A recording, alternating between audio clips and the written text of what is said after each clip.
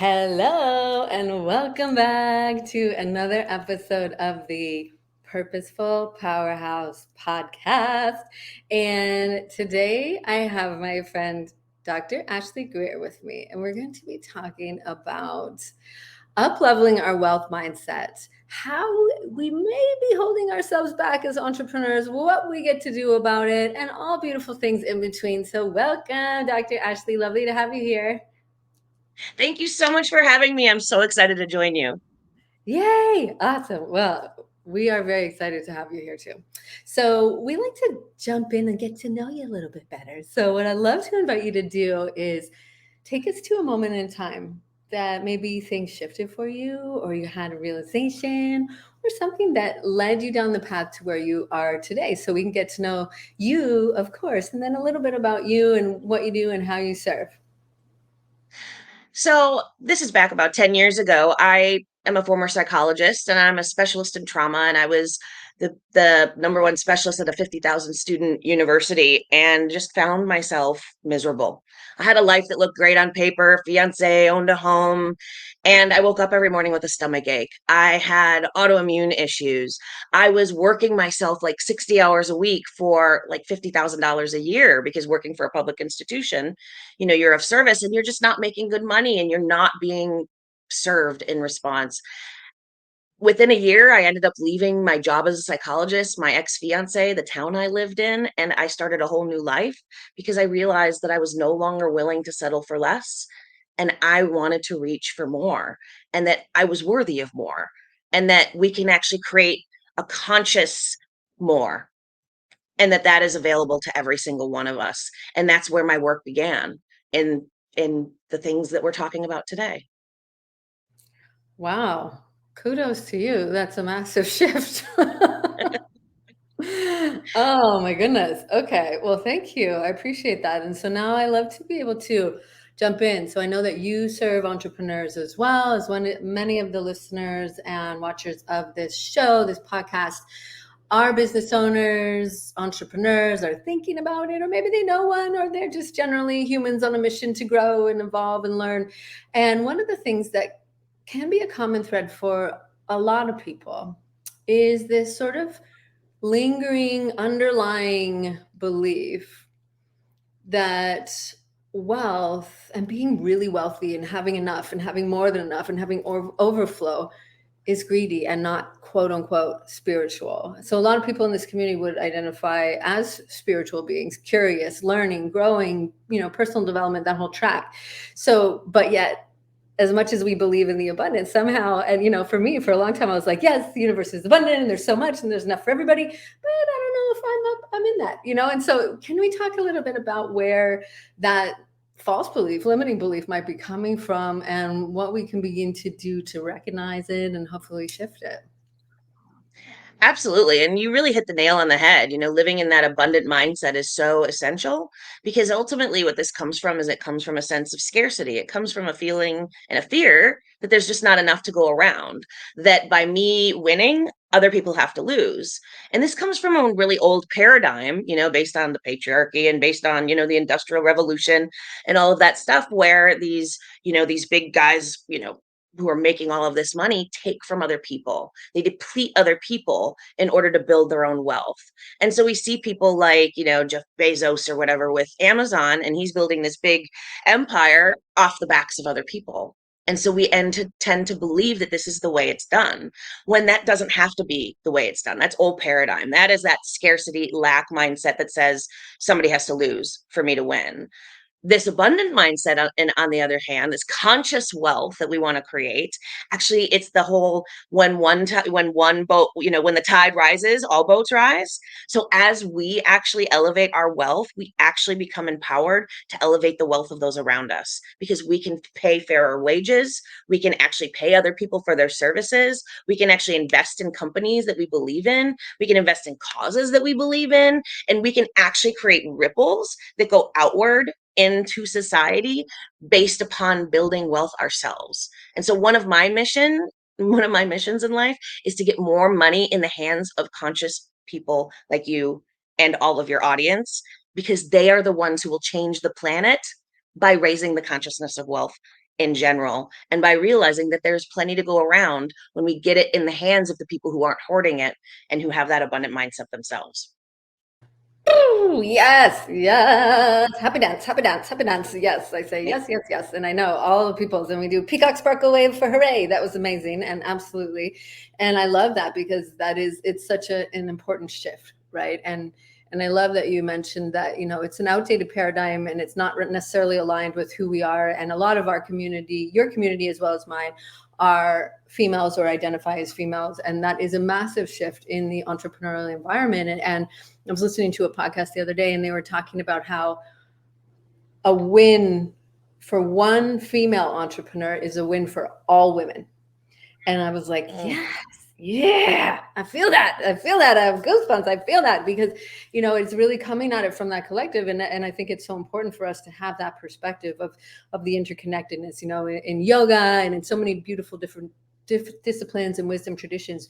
We see the intricacy of the universe. We see it within ourselves, but we see our connection to all beings. And so if we look at it from that collective perspective, I just think it's such a refreshing outlook and recognizing that you are part of that. It's like, I love the quote from Wayne Dyer, and he says, you can go to the ocean of abundance with a teaspoon or a dump truck, and it's never going to be depleted. You get to choose what you're using. That was a loose, quotation of that, but you get the idea, is that there's an abundance, but yet somehow in our mind, especially for those of us that are in, more of a service-based, giving, healing perspective of our work. So that can be a big shift. And so thank you for identifying that. And so would you say that belief kind of weaves into our identity a little bit sometimes if we haven't done the work to shift this, and going deeper than that, if it has become part of our identity or an old outdated internalized paradigm,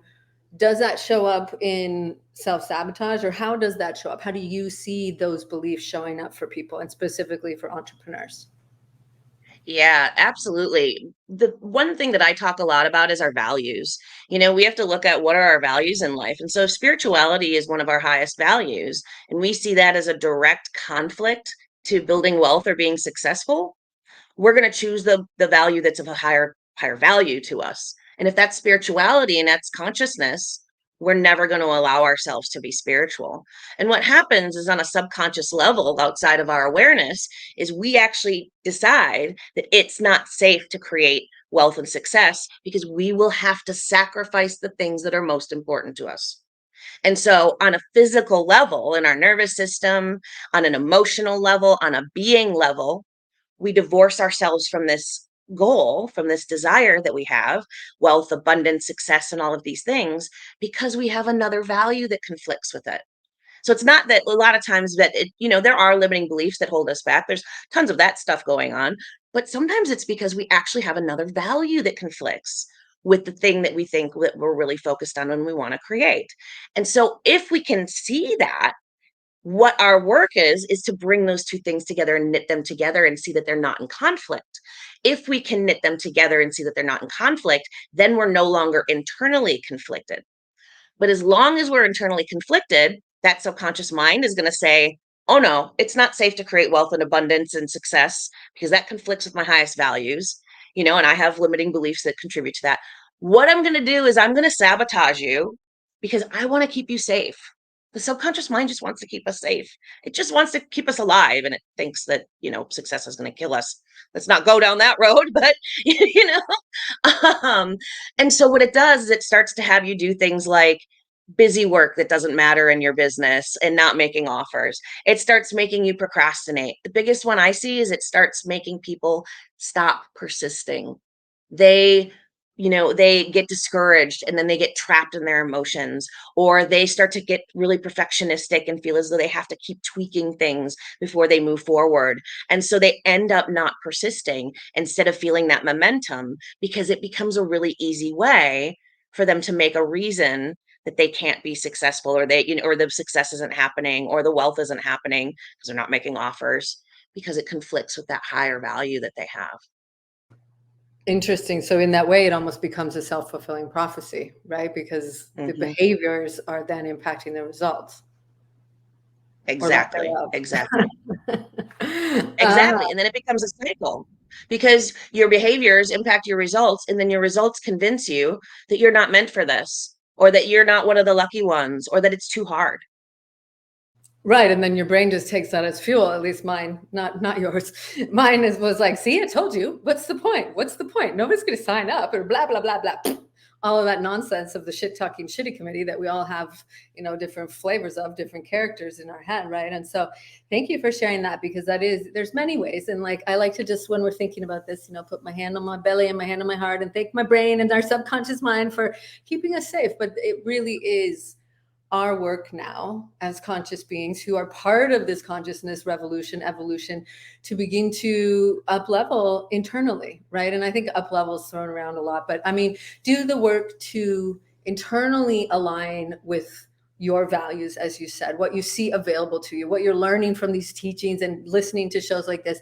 How can we begin to integrate it? And so I love that you're speaking to values, because I think that that's so important, because we're driven by that, right? And so many people in this community are driven by impact and being of service and growth and learning and all of these beautiful things. And I love that you made that connection between, those values of connection to source, energy, God, universe, whatever your word that you love there is, and the values and how they inadvertently and they very outwardly support each other. And so that's a big thing for us to take a look at, right? And so maybe that's something for people to think on and share on, and we'd love to know. So maybe take a little screenshot and let us know if you're comfortable sharing publicly, but maybe tag us and let us know, what are your values that drive your business, drive your work, drive your actions, because I think it's important for us to really come back to that quite a bit. Yeah. Absolutely. And, when we talk about integrating those values, it's things like understanding that, as conscious spiritual beings and being of service to the world, because so many of us are, healers, and we're here to really, make a difference, is sales and making money helps us reach more people and helps us help more people. And it ultimately makes a difference in their lives. And so when we can reframe things as simply as that, it can begin to integrate those values and help us feel as though it's safe to create that wealth and abundance, because that's the ultimate thing with our subconscious. As you said, we want to create a lived sense of safety, that it's safe to create all of these things that we want. I love that. And so maybe let's pause there and tap into that lived sense of safety, because that's something that we hear a lot about too, because it is so intricately part of our human experience is the nervous system. And because it's such a intricately woven piece to the subconscious mind, right? Like they're constantly communicating with and through each other. And so when we have these old self-sabotaging habits or beliefs, and how do you see that showing up in people's nervous system, and what can they begin to do or practice or be curious about that then would support them in this transition that we're speaking to? Absolutely. I mean, I truly believe that it becomes this whole cycle, you know what I mean, where our nervous system and our physical stress response, and oftentimes old trauma and things like that from the past, impact our emotional regulation system, our, emotional reactivity, that impacts our thoughts and behaviors, our limiting beliefs. It impacts the decisions we make, the results that we get ultimately, which then impacts our soul and our being and who we believe we are, which then causes more stress. And so we can go on a spiral where we actually end up getting tighter and tighter and more constricted, or we get more open and more expansive and more relaxed. And so, as you said, what do you do about it? You have to really kind of, I think, begin with the body. You have to begin with that sense of physical safety and physical relaxation, because there's 80% of the communication goes from the body to the mind, and only 20% goes from the mind to the body, but we're all only accessing or trying to fix this stuff through the mind. And so when we do stuff like you do with your client, like the yoga and the breath work and all of these amazing practices, and there's so many amazing nervous system practices, movement and shaking and all of this awesome stuff, somatic experiencing, when we do these practices prior to doing things like in our business, like looking at our books, making an offer, putting together something, a social media post that we're nervous about, suddenly we come from this open, expansive place where we're full of possibility, full of potential, full of momentum, full of fun, full of pleasure, instead of full of scarcity, fear, worry, anxiety, and tightness and constriction. And I think that that's probably the number one key. Oh, you're speaking my language. I'm like, we should do a shaky break right now. I was trying to hold still. I was like, oh, if I had a tail, it would be wagging. You could see it. No, oh my goodness. I literally, as you were talking, I was like, I think if Dr. Ashley is open to this, we should do a workshop together and you should all come. We'll talk I about love that it. later. Put a pin in that. Ooh, I love that. So yes, yeah, nailed it. Okay. Take a breath, Megan. Power pause. That's what I was thinking about, because that's one of the tools that I share is doing power pause. Like when we start our day with that intention, grounding ourselves and all the beautiful things you just shared, and moving from that place and doing that periodically throughout the day, pressing pause on the go, go, go. But I love that you specifically said, for example, going back to the initial question about wealth and spiritual entrepreneurs and all of that, looking at our books and or our numbers in general, and I got interviewed on a show the other day, and we were talking about that, and he's like, so what do you use to keep track of your books and your numbers? And I was like, awkward. But I have an answer because I'm working on it, because our one of our common coaches, James, says, you know thy numbers, you can't measure what you, or can't improve what you don't measure, and all that stuff. But I really love that you have people suggested having people do that before they do those things, right? And grounding in, settling in. And I loved, and you so clearly demonstrated that in your physical body with the openness, like you said, the openness and the spaciousness and the freedom versus the constriction and the contraction and that closing off, right? And we can and like, for those of you watching the video, you saw that when Dr. Ashley was moving her body and using that. For those of you listening just to the audio, think about that, right? Like, what do you see when you've seen someone who's really sad or tired or defeated, and so it's very much expressed in our physical body. And so using your body like a tool, that's such a powerful, powerful asset, right? So I love that you suggested that. Thank you.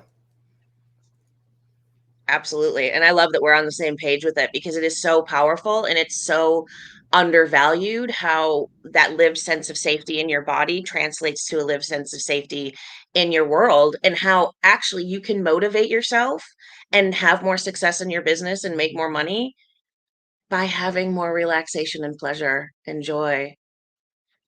And it's beautiful.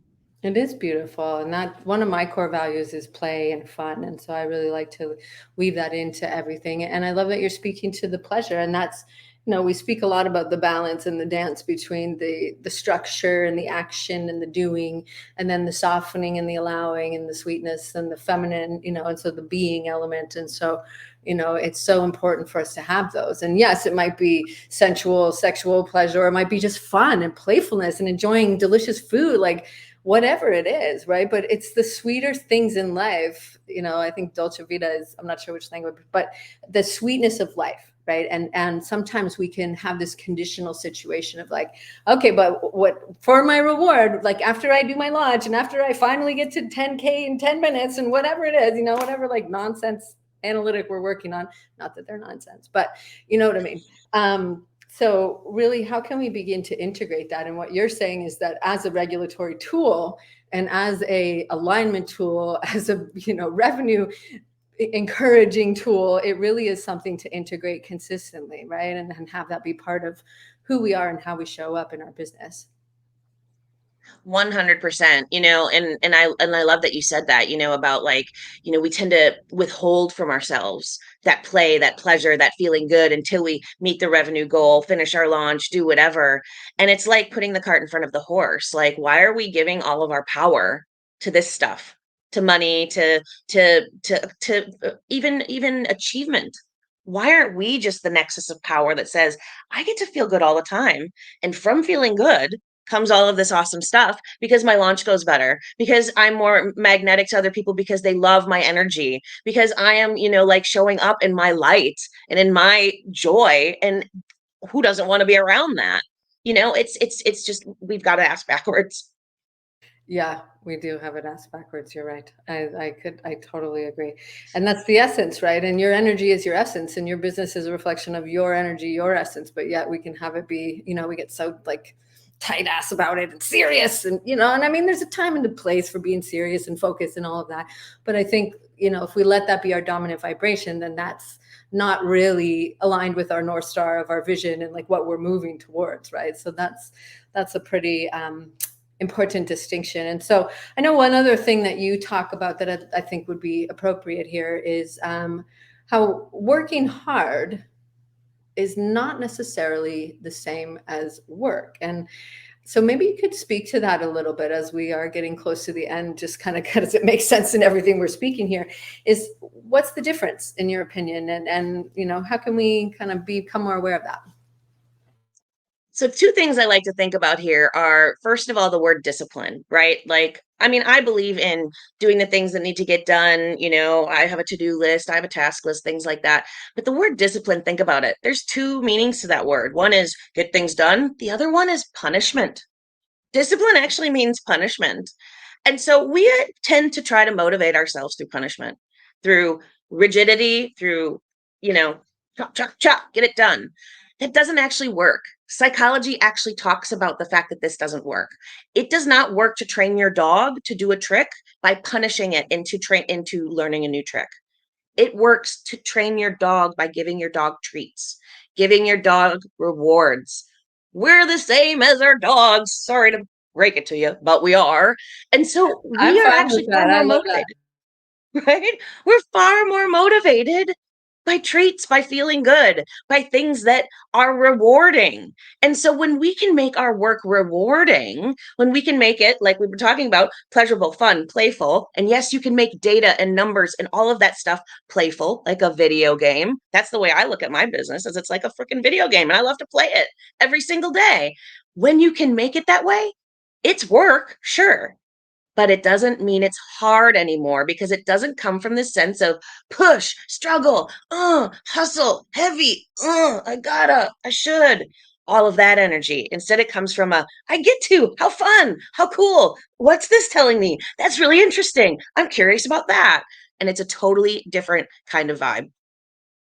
Oh, that's literally what I was gonna say. I was like, it has such a different energy to it. It has such a different vibe, right? And it's like, I think and it sounds very aligned, is the whole like hustle culture, and that's the go, go, go, push, push, push, working hard, hustling till your eyes bleed sorts of nonsense bullshit that I think is like makes me want to vomit. But no judgment. Me too. Just makes me sad. It makes my heart sad. It doesn't have to be like this. It doesn't.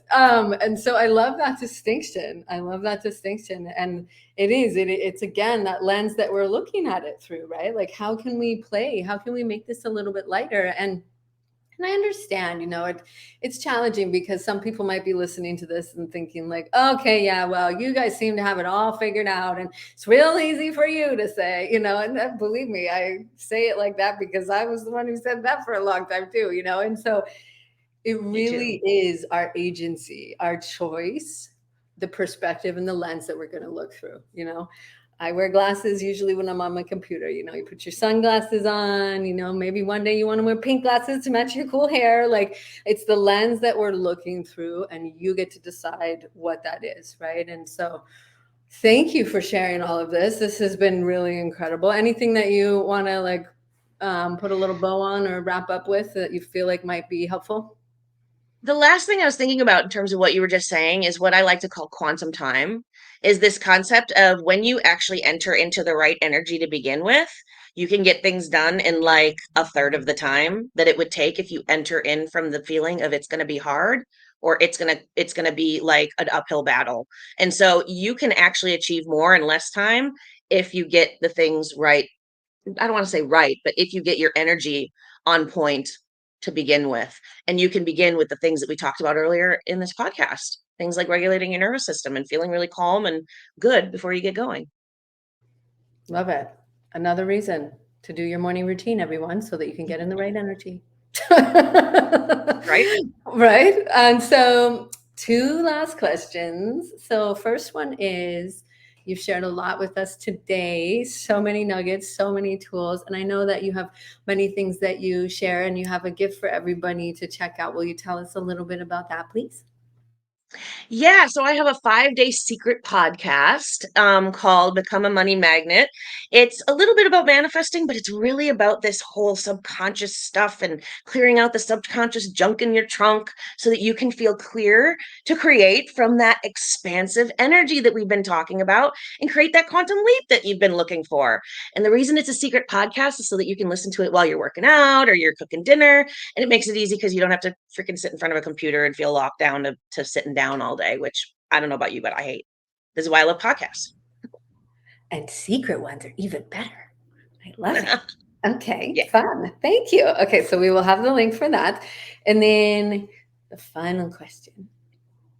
What does it mean to you to be a purposeful powerhouse? Being a purposeful powerhouse to me is so much about the fact that we are the divine spark, like we are the electric energy.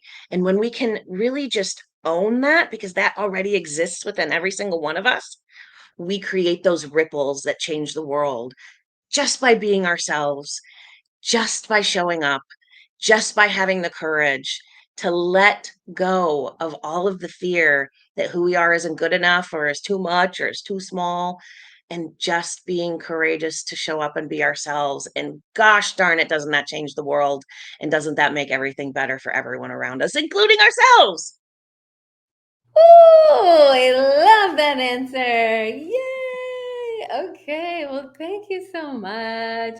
So I know that you probably got a lot out of this episode. So please make sure to take a screenshot and tag myself, and Dr. Ashley will have her links in our show notes. If you're not following her already on Instagram, please do that. Take a screenshot and share on your stories. Remember what we talked about earlier, what your values are, any takeaway, anything that landed, because I know that that's really means so much to both of us. I'm speaking for Dr. Ashley here, that so much of what we shared is near and dear to both of our hearts, and we would love to know what landed in your beautiful heart as well. So please feel free to do that if you'd like. And then I'm so grateful to have you on here, Dr. Ashley. Thank you again. It's been really lovely to chat with you. Thank you so much for having me. It is such a delight to talk to you every single time. I just love you. No, I love you too. Okay, so and everybody else, we love you too. We love you too. It's all the love, baby, all the love to go around here. So in the meantime, before we see or hear you again, please, please, please take care of your beautiful self. And thank you.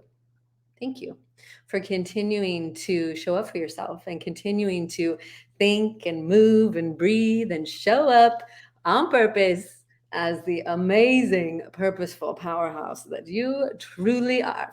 So, thank you, everybody. We'll see you very soon. Bye bye for now. Yay.